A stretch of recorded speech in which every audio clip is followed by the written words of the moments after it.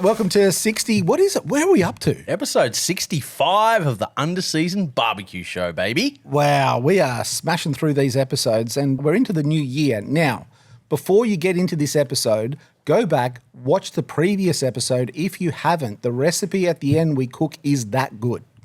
Yes, it was life-changing.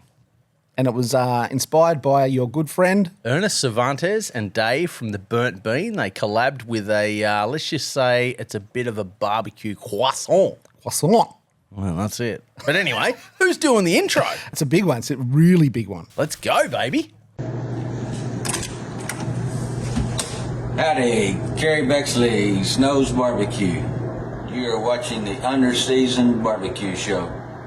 Yoo-hoo! So that is Kerry Bexley. He's the owner of Snow's Barbecue located in Lexington, Texas. It's got a population of 1,100 people.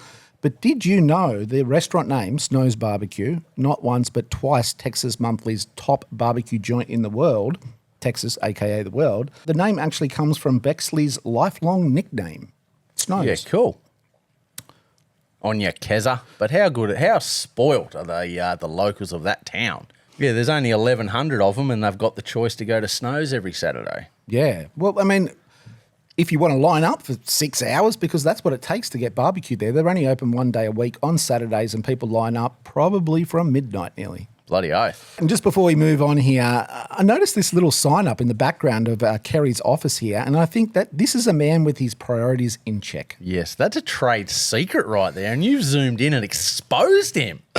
Look, personally, I would swap the barbecue in the beer around, but otherwise I think he's got it nailed. Yeah, well, that's it. You want to hope that your barbecue is good before you hit the beers. But, I mean, there was a team in Australia a while ago, and I think their slogan was, anyone can win sober. I want to say that saying might have actually come from someone who's called Andy Groneman, and he always said, well, anyone can win sober. That's fair enough. What is in this episode? Righto, mate. This week we're featuring some Russian low and slow. We've got some A5 Wagyu controversy back, and we've also got a carnivore fishing club. This episode sounds like it's jam-packed, so let's just jump straight into it with another intro. Oh, what a treat. Oh, g'day team. Wesley Lee here from the mighty West Auckland, coming at you from the Rock FM studios here in Aotearoa, New Zealand. You are watching Underseason, the best barbecue podcast in the business. Jay, Sigh, the only thing better than the content you put out and the meat that you showcase are your smiles. You are two of the most beautiful human beings I've ever had the pleasure of meeting.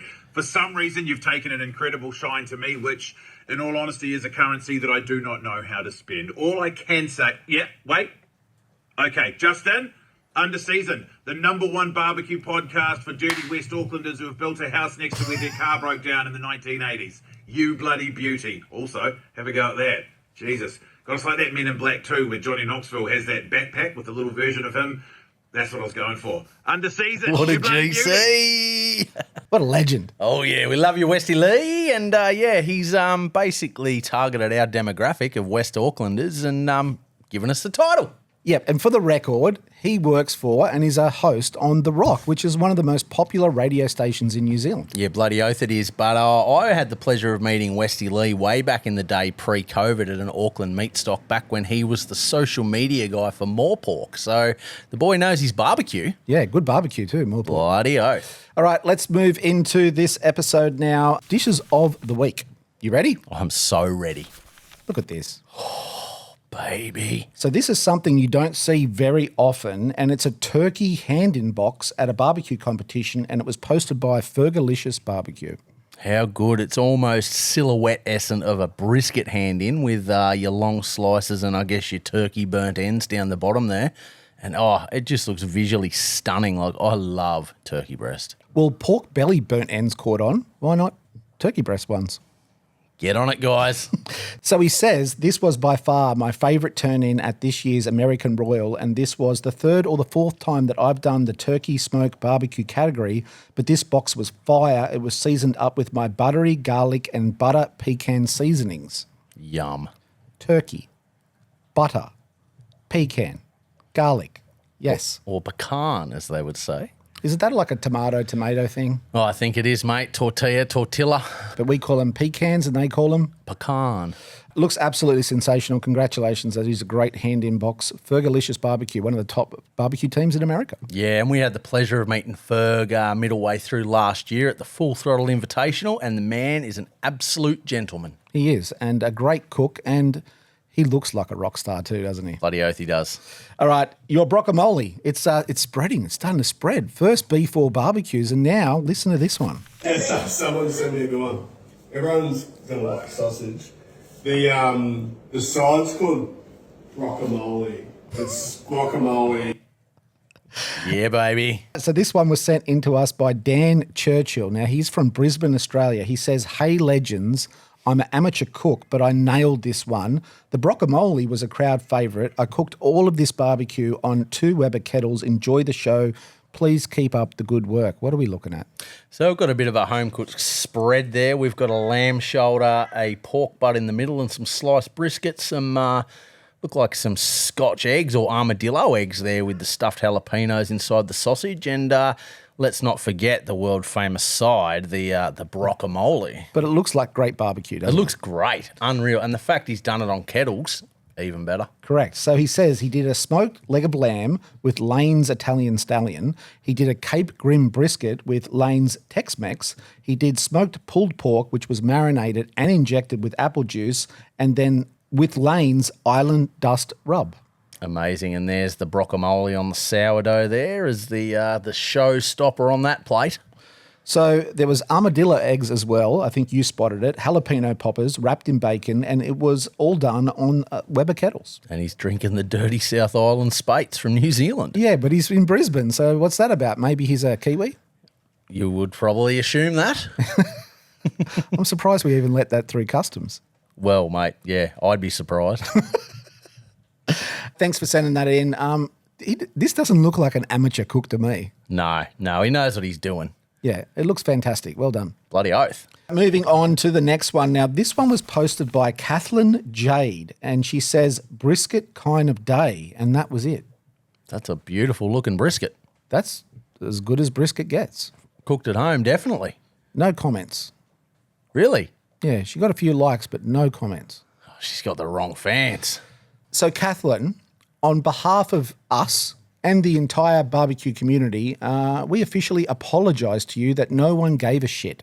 Yeah, well, right now, I just double tapped and liked it. I'm leaving a comment. Fuck yeah. That's a good one. I'm going to like that comment too. And then I'm going to leave my own comment that goes, "Awesome brisket." Don't ratio her, though. You don't like it when someone puts a comment down the bottom that gets more likes than the post. But that's sensational barbecue. Like, you see enough and you eat enough barbecue in your time, and you can kind of visually just see how good that is. Yeah, it's a beautiful slice. Congratulations. That is amazing barbecue. Let's move on to the videos of the week. And I think in the intro, you might have mentioned Russian barbecue, but I'm going to play a video and I want you to talk about what you can see. You ready? I'm ready. Well, this is a giant car park, a dark, very gloomy car park full of some big offset smokers, and here we have the lads serving up the said barbecue. We've got the offset there with the fire in it to keep everything warm, and there's lots of people lined up for barbecue, and it looks fucking cold and miserable there. It does. So from what I can tell, they're based out of Russia. They're pretty popular in the Russian barbecue community. In that video, there looks to be at least 8 500-gallon smokers, maybe more. Yeah, and then they've got the big one inside there keeping everything warm. But do you reckon there'd be 30 people in there waiting? Yeah, so they've got like a little foyer because it's obviously freezing miserably cold outside, and everyone's waiting in the little sort of like booth area to get their barbecue, and it's jam-packed in there. But look how many stacks they've got. I mean, there's stacks as far as the eye can see. Yeah, that's it. The Russian summer isn't for everybody. So they also have this soup, and I had no idea what it was, but it looks delicious. It's good. I think it's called a plov, and it's a Central Asian dish that's usually like lamb, carrots, garlic, spices. And I think, and I could be wrong if someone can correct us, I think this is the national dish of Uzbekistan, but it's been sort of like pulled into Russia. They love it. Apparently you can't go really to a food-based event in Russia without seeing this. Well, technically Russia is on the Asian continent, so being Central Asian does make sense. Yeah, but I think Uzbekistan's now its own country. Yep. So even though it might be part of the globe of influence or whatever you want to call it, I think this is the national dish of Uzbekistan, but Russia's kind of just like stolen it. And I can see why. Look at it. It looks fantastic. Oh, exactly, mate. I'm going to steal it. We don't get political on this show, so we're just going to leave it at that. They're doing a good job of barbecuing. Bloody oath they are. The brotherhood is extending. Let's move on to talking points now. We've had a few videos go viral about meat that has maybe a little bit too much marbling in it. This one was posted by Franz Joseph Reinhold, and they say, at what point do you say enough's enough? Well, you can say enough's enough, but it's not going to make any more meat appear in that slice. It's wild. This could be the worst one yet. Yeah, so what we're looking at here is a piece of beef, but there is 90% fat, 5% beef. Yeah, that's it. You reckon that's a big sirloin there? Potentially, yeah. But I would say celery has more meat in it than this does. Bro, that thing's been 3D printed. So look, I went, we've got technology these days. I know you don't like to keep up with the whole AI thing, right? But I've screenshotted this. I put it into the computer and I said, what kind of cow would this come from? Right. What do you think?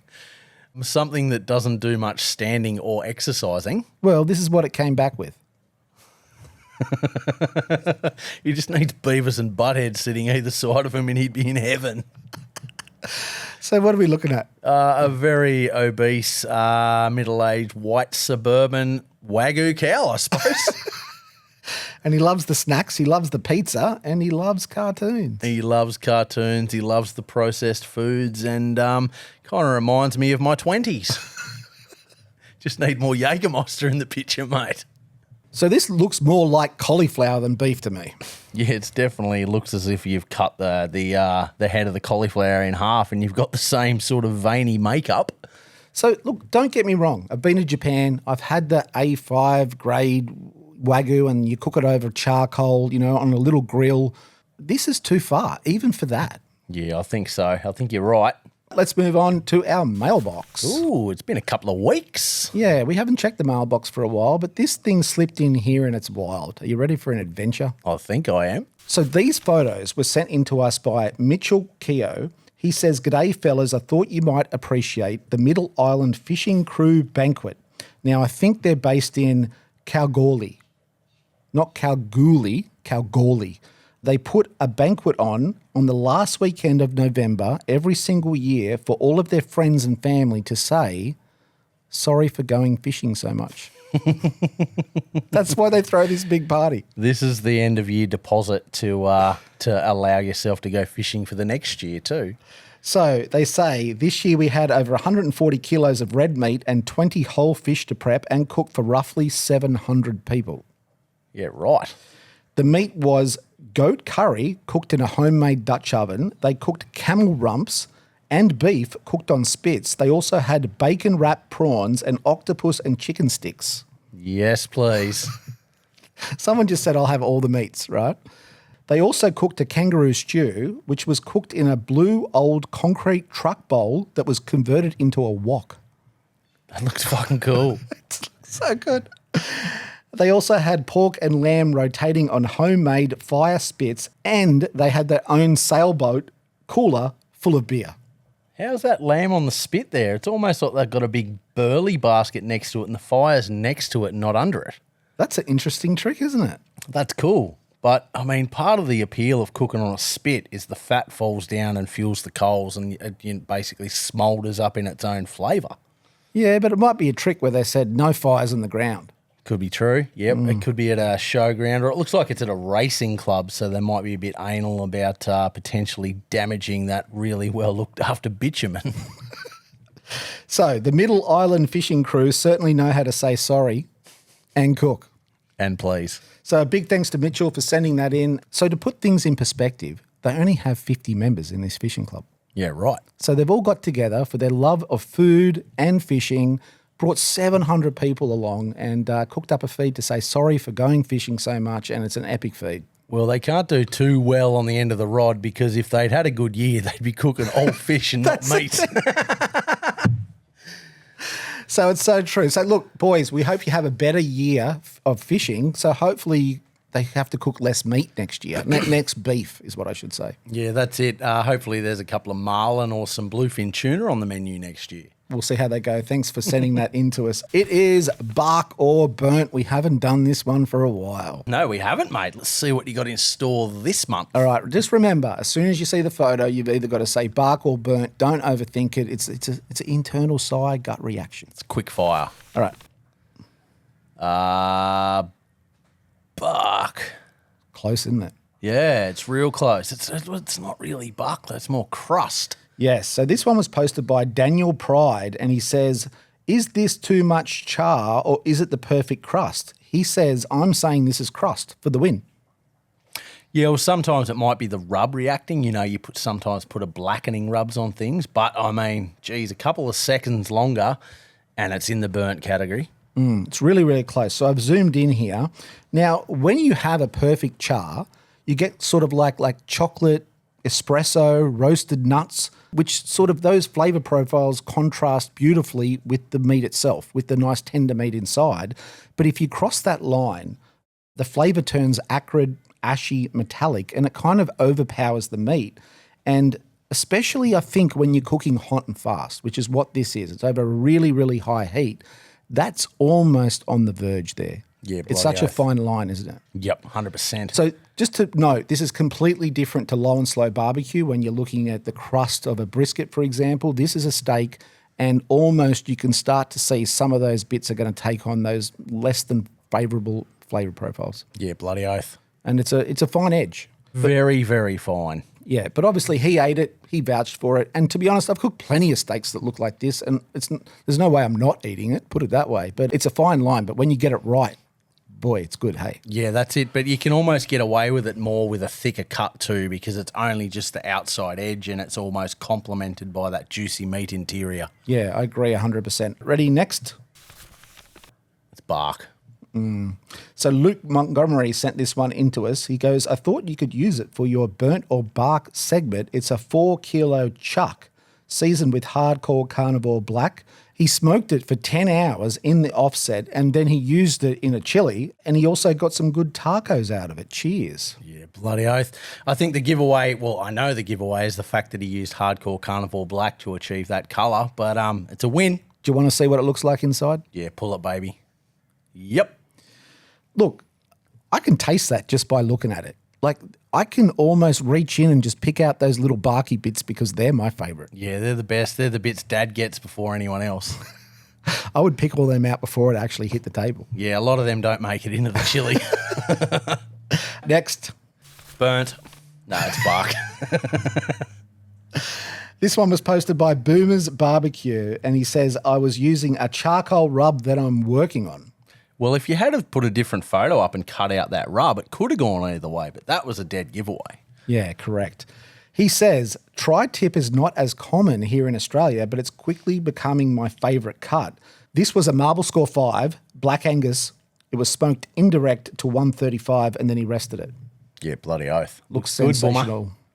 It definitely helps if you work at a butcher to get these nice sort of cuts. But this one might have fallen on the floor, like accidentally, like still Cryovac and everything, but you can't sell that to the customer, right? Oh, shit, it fell in my bag.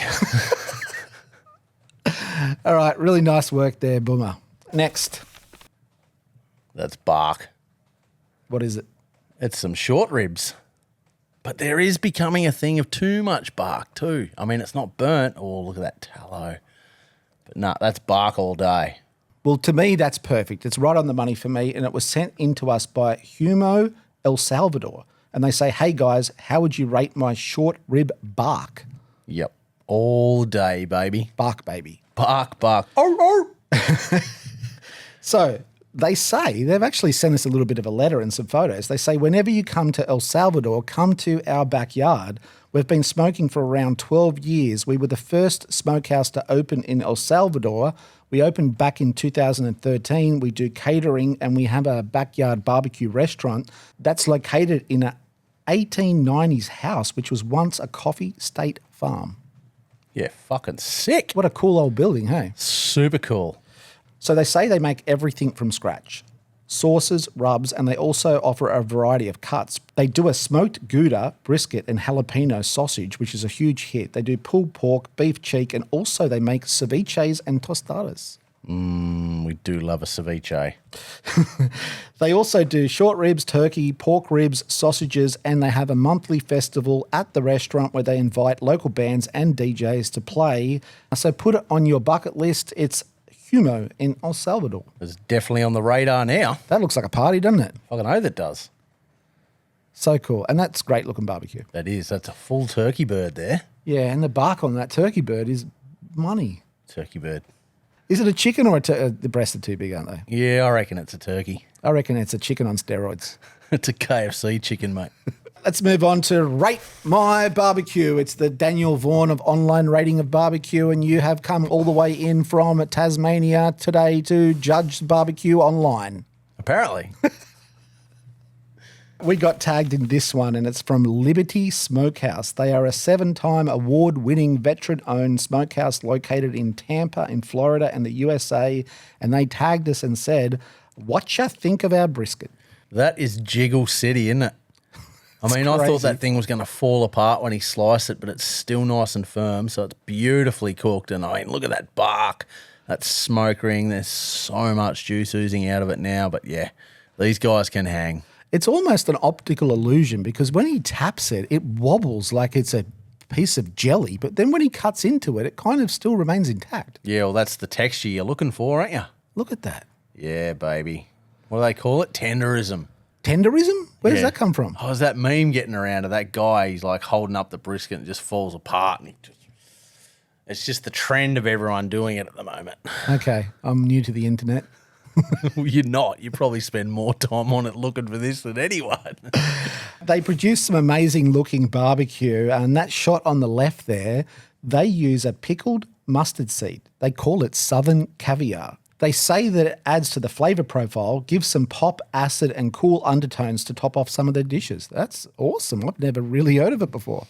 No, well, I've had like pickled mustard seed by accident when you have some in your pickle brine or whatever, but a whole spoon of it, I'm keen to try it. We'll put that on top of some pulled beef. Yeah, bloody oath, or just on its own. And what the fuck is that sauce there? Do you reckon almost that's a gold Carolina sort of mustard?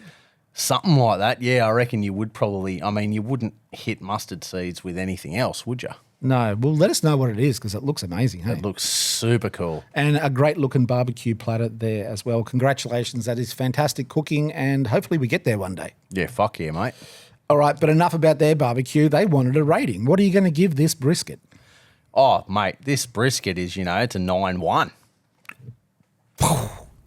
9-1. I think it's everything you're looking for at brisket at a restaurant. It's still got that beautiful texture. It holds together.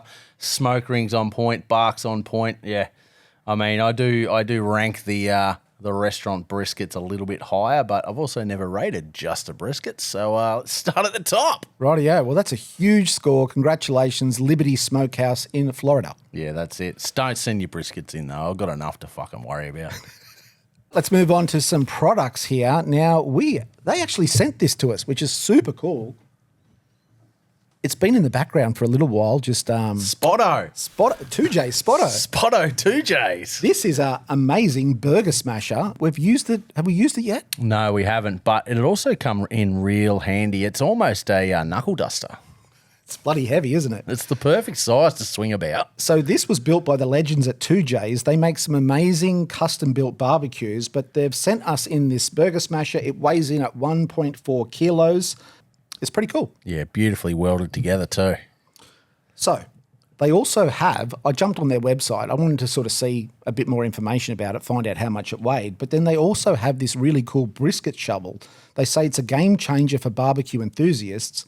This tool is a brisket moving marvel for lifting those big, juicy cuts with ease. They have a heap more cool products. You can check them out at 2jsbrewandq.com.au. Hell yeah, the boys had a fair few of their toys at the Full Throttle Invitational earlier in the year. I noticed one of the things I liked, they had almost a reverse log splitter. So instead of hitting it with the axe, you put the log inside this little halo and it's got a blade down the bottom. So you just hit it really hard with a hammer and it splits the log perfectly for you. So I definitely like the look of that. Cool. Go check out their website because they've got some really cool products. They certainly do. Moving on, this one got sent in. It is a beautiful chopping board, and it's even got our mugs on it. That's it. It's not just a chopping board, mate. It's a brisket board. So it's got that beautiful big groove engraved around the side there so that when you're slicing up your beautiful big cuts of meat and they're all juicy, it doesn't end up on the floor. Well, it was built by the legends at the Australian Brisket Board. It was super cool of them to make this big chopping board for us. It's actually super heavy. They also make custom boards for home, of course, but also for work too. So if you're a butcher or you've got a restaurant, they make beautiful custom chopping boards. I think they've also just finished an amazing big collab too with 2Js where they've built giant big butcher's blocks on a beautiful stainless steel trolley. Yeah, and who was that for? I think it was for the MLA, the Meat and Livestock Australia. Yeah, I think you're right. Awesome work. You can check them out at the australianbrisketboard.com.au. Oh, yeah, baby. And that's us. That's us on a chopping board. Bloody oath it is. We're good looking roosters, aren't we? Oh, I don't know, mate. Speak for yourself. Let's move on to some pit builders. And you sent me this one, and it's from a company called Workhorse Pits. And this photo here was captioned Loading Day. There is 35 workhorse pits, aka smokers, headed to their forever home. That's amazing, isn't it? Oh, how's your What a shot. How's your inventory? Yeah, pretty good. So they say we're running our most efficient production cycle in our 6-year history.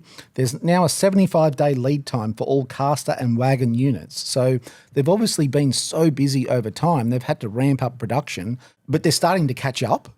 And 75 days, you can have one of these ready to go. Yeah, well, that's it. I mean, if they're all sort of being built on a sort of production line, I guess, and they're very similar pits, I mean, it kind of would streamline things, wouldn't it? So they've been in business for a little while now, so they're probably starting to get those economies of scale. They say that they're a small family business delivering outstanding performing offset smokers with unmatched craftsmanship at a great price.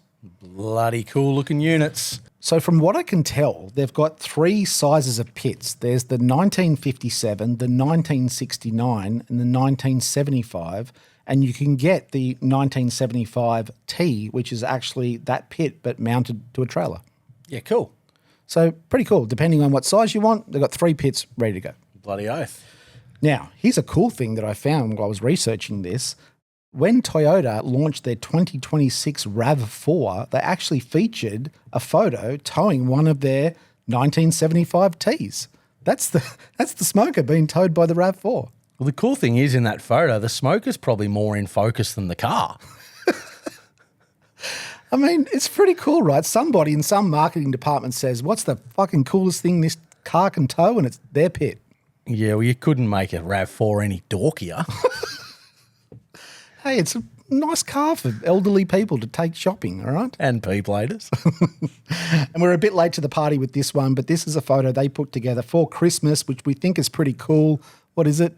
It's all their smokers arranged to look like a Christmas tree. They even put a big bow at the top too. Yeah, they did. So check them out, workhorsepits.com. Super cool. Yeah, and it's cool to see people making things again. Yeah, bloody oath. Let's move on to some tattoos. Now, we had a little bit of knuckle tattoo controversy last episode here, and we also talked about Adventureland Tattoo in Sweden, and then this one popped up on my feed, and this is also by Adventureland Tattoo. It is also knuckle tattoos, and what do you make of these ones? I'd like to see them healed, like they are fresh, just wiped, about to be doused in Vaseline and sent home, but there's a lot of parts of those tattoos that are not going to hold. I mean, if you even look around this chili here, you can even see a little bit of blowout already happening up in the top there because fingers just do not like being tattooed. Half of that fish over those knuckles is going to completely disappear. The top of that ship's going to go. That moon, though, is done pretty good. Like, moons are really hard because it's 2 circles.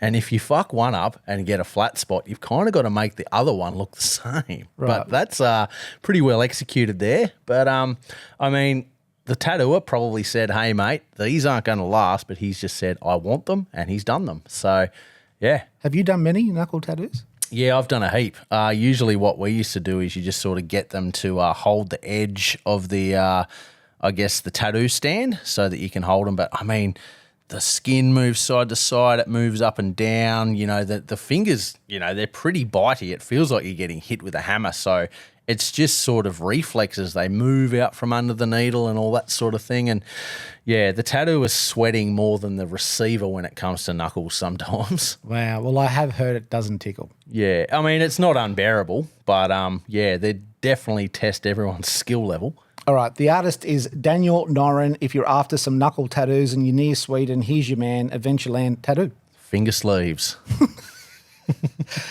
Would you rather get a full sleeve or a finger sleeve? Probably a full sleeve. It'll last. I'll get my money's worth. But this would only hurt for a little bit. Yeah, there's some spicy bits on the arm. Let's move on to the recipe of the week, and you have a fucking absolute doozy for us, and this is it. Yeah, so I was lucky enough to get to my local butcher down there, and he put me together a beautiful turducken, which is a chicken stuffed inside a duck, stuffed inside a turkey, and we are going to smoke one today, baby. All right, so we're cooking this on the Traeger. Cooking it on the Traeger, baby. All right, I'm going to go through the video, and you're going to tell me what's happening here. Righto, so we've got our beautiful turducken there. It's all wrapped in the string so it all stays together. We've got some Stiff the Mouldy rub one out there for it because I just love the real earthiness flavour of that rub. But then after I applied that, I was like, I wanted something with a bit more colour.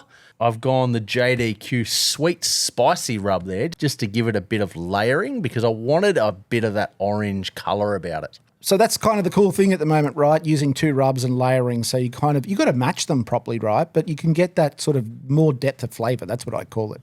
Yeah, that's it. You usually start with a bit of a base, something that might bring out the bark or that sort of thing if you're cooking beef. And we had a bit of a check at an hour. There was a fly in the way, so we got the bug assault rifle there, mate. Pissed him off, and we're starting to get a good bit of crust about this thing. And yeah, when I put it in the Traeger, I realised it had been moved and wasn't level. And because it's perfectly round like a rugby ball, it actually rolled towards me and I had to stop it and level out the wheels on the Traeger. And so 3 hours in, I was really happy with how this looked, but also too, the temp was singing along beautifully. I think I was only 20 degrees Fahrenheit off the safe internal temperature, so I decided to douse it in half a bloody packet of butter, wrap it in foil, then put it back in, and we just coasted it to the finish line, got it to the safe internal of about 77 Celsius, and we're going to slice this bad boy right down the middle today and see how he went. We're going to slice it live on the show. Bloody oath, mate. It's still sitting there. It's been resting for about an hour. I think it was about a 5 hour total cook. I slowed it down a bit because I was really happy with how it went. So the thing I like about the turducken is I prefer the turkey of those three meats. And the turkey is the meat that cops all the smoke. So smoked turkey, I mean, the duck and the chicken aren't going to be smoked, but they're going to be beautifully steamed inside. So yeah, this whole thing has been deboned. And yeah, it's just a beautiful, big poultry log, I suppose. Or as Shannon Walker would say, it's a bit foul. It's a bit foul, but it's a poultry log. Pretty much. A log of poultry. Okay, you're going to bring it out and pressure is on. Fuck yeah. Fucking hell. It's heavy, hey? Not the chicken, or not the turducken. Oh, look, there's our mugs. There's our rough heads. All right. Wish me luck. What did you call it, a bird log? A poultry log. Poultry log.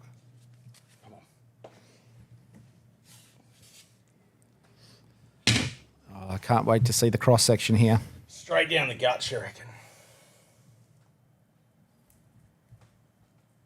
Like butter.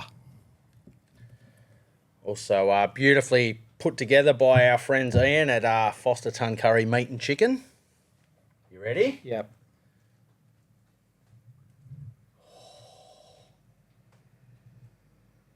That looks bang on. Rightio, so what are the birds in here again? So I've got a chicken, deboned, stuffed in a duck that's been deboned, and then they've both been stuck inside a turkey. All right. Let's cheers some of this. Should I try and get a bit of everything, or what's the plan? I reckon a bit of everything. There's a bit of chicken, there's a bit of turkey, a bit of brown meat turkey, and there's a bit of fucking duck right there. Yeah, I got duck, turkey. All right, cheers. Hang on. Cheers, mate. Cheers.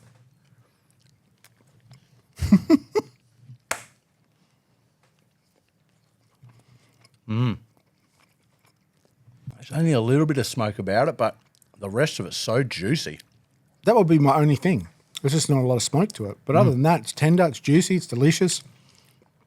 It actually tastes great with all of the birds together. And you can definitely taste all three different things too. The funny thing is, when you bite, as you start to chew, you're like, oh, there's the turkey. Oh, there's the duck. Oh, there's the chicken. The duck's beautiful. I mean, you'd think the duck's in between both, so it's getting cooked by both birds, really. I'm not even a huge fan of duck. I mean, I love a Peking duck, but it's great. I'm going to go on edge bit, see how smoky that is. Yeah, the edges have got that smoke about them. Rightio. That's a win. Bloody oath it is. What are we going to eat the rest of this with? I reckon tacos, baby. Tacos? Always. Tacos are always an option. The best thing about tacos is you can have all the ingredients just sitting in the fridge. You pull them out. Kids can make their own. Whatever protein you put with it seems to work. It's kind of like that keep everybody happy type meal, especially if it's pick your own ingredients. Yeah, that's it. I love those sort of feeds because my kids have all got individual tastes and they're very picky. So if they can build their own, I'm happy. Rightio. Let's move on to our fuck up of the week. This one here, this is our good friend Kendrick. He can't end up on our fuck up of the week. Well, he can because at the start of this video, he says that he fucked up this cook. So that's the only reason he's made it. But I just thought this would be a good thing to put on to sort of shed some light on that even the pros do get it wrong. And the reason he said he fucked it up was because it was still really raw in the middle because he didn't defrost it for long enough, but he defrosted it for over 2 days and it still wasn't long enough. I think he cooked this for about 19 hours. And it was still frozen in the middle. Yeah. So, I mean, don't quote me. Watch the video. Give him some love. Yeah, this is just more to showcase that even when you think you know what you're doing, you can still get it a little bit wrong because it's the meat that does the talking. Yeah, well, a lot of content creators, like everything they do is perfect and everything tastes great. But if you've ever tried to be a content creator, and we've done a few videos too, right? Things don't always go to plan. They definitely do not. So as good as some people claim their dishes are, sometimes they're not. And I think shout out to Kendrick here for owning his fail because God knows we all have them and it's good to see someone being real. Yeah, that's it. I think at one stage he just thought that it was his middle probe that wasn't working because it just wasn't going up, but it was actually the meat not getting cooked.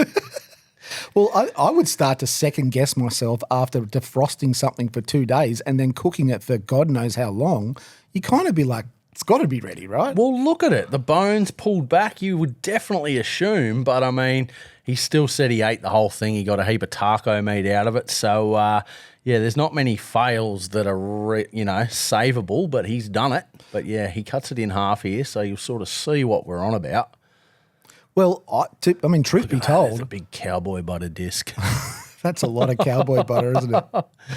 I mean, truth be told, I've cooked a lot of meat where I've kind of shaved off the edges and then put it back in because you want to eat, you're ready to go. People are ready to go. But obviously the inside is undercooked or not ready. It just goes back in, just re-season it back and you go. Oh, that's it. The amount of times where I've cooked a steak and then had to take it off the wife and the kids' plate and then just go quickly slice it up and cook it because it just has not penetrated in the middle. But look at that. That's still...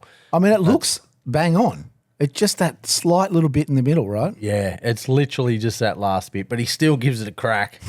Good on him. But see, the problem is if you keep cooking it, you run the risk of overcooking the whole lot just to get the middle right. Yeah, correct, right? At some point, you've literally got to make a call. Yep. You're either overcooking the outside or you're undercooking the inside. And, I mean, it's not every day people cook a 6-inch thick steak. The top of a cow's leg. All right, you're a legend, Kendrick. We love your content and thanks for being real.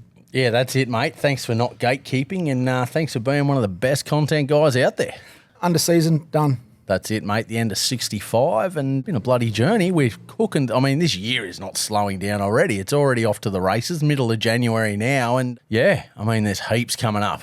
Are we going to do anything big this year? Like we did 2 lists last year. What maybe we should do something big, I don't know. Maybe we should do a live one at Meatstock. A live show? A live show. Well, we've had, truth be told. No. We're doing a live show at Sydney Meatstock. Get your tickets. You can't. We're doing a live show at Sydney Meat Stock. Get your tickets. There's going to be a heap of pitmasters there for the Fire Kitchen and in Sydney at the time. So we're going to bring some guests up while it's happening. I mean, it might not get recorded and make it onto YouTube, but we're going to do a live under season. All right. are. You put us on the spot. Yes, we are. I'll probably do all the talking. Well, we also have been offered to do a live show overseas as well. Yes, we have to sit down and figure out the logistics of doing that because it is very, very awesome opportunity. We're going to need a big suitcase to pack all this up. Nah, it's all right, mate. It's probably a cooler space than our little set. Episode done. We're Episode finished. done. Like, subscribe, do the things. Leave some comments. That goes a long way. Tag your mates. Tell your mum. See you next Tuesday.